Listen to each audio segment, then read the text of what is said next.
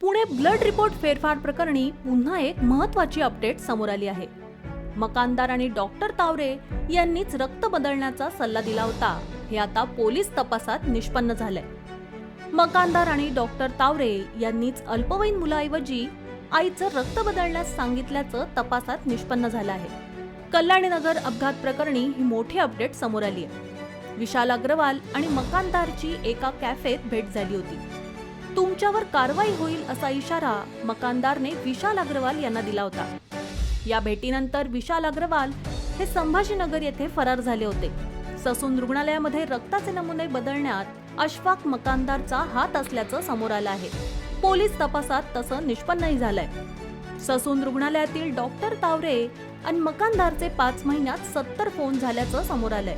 Ashfaq मकानदारने Pune Porsche car अपघात प्रकरणात अल्पवयीन मुलाच्या रक्त नमुन्यात बदल करण्यासाठी आरोपीच्या आईला मदत केली आहे।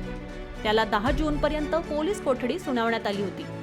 धक्कादायक बाब म्हणजे रक्त बदलण्याचा सल्लाच मकानदारने शिवानी अग्रवालला दिल्याचं पोलीस तपासात समोर आल्याने मोठी खळबळ उडाली आहे।